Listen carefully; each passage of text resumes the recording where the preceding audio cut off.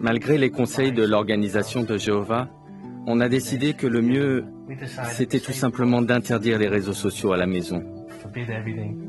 Ça n'a pas marché. Ça a plutôt été source de tension. On ne s'est pas montré très compréhensif.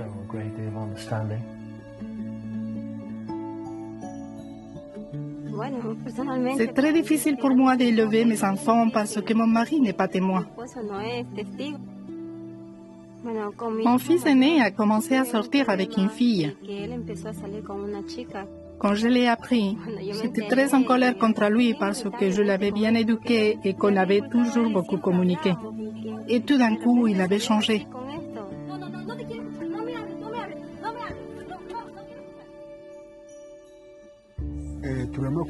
Nous avons dû fuir à cause de la guerre. C'est comme ça que nous sommes arrivés dans un camp de réfugiés.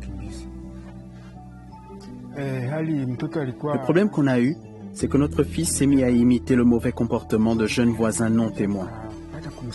Il avait vraiment besoin d'aide.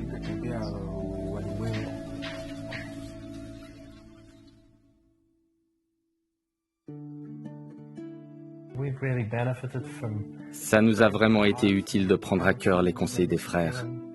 Être raisonnable avec nos enfants, essayer de comprendre leur point de vue et les aider à s'approcher de Jéhovah. Ça ne produit rien de bon de tout le temps leur dire ce qu'ils doivent faire, sans chercher à connaître leurs besoins. Alors on a décidé que, d'accord, si on restait dans les limites des principes bibliques, elle pourrait utiliser certains réseaux sociaux. Et évidemment, elle a bien réagi.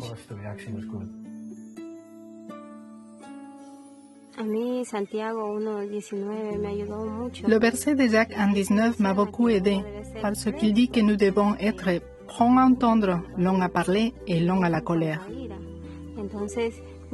Je me suis rendu compte que j'aurais d'abord dû écouter mon fils et me calmer au lieu de m'énerver comme je l'ai fait.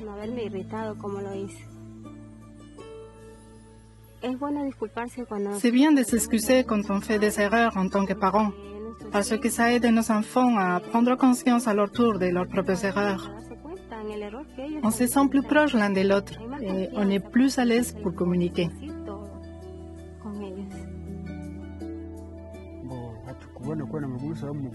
Il y avait pas mal de choses à faire dans le camp, mais on trouvait toujours le temps d'étudier en famille. Il nous restait des livres et des revues qu'on avait emportés avec nous quand on avait fui la guerre, et on s'en servait pour notre culte familial. Généralement, quand il y a un problème, avec ma femme on en parle ensemble et on prépare ce qu'on va dire pour enseigner nos enfants.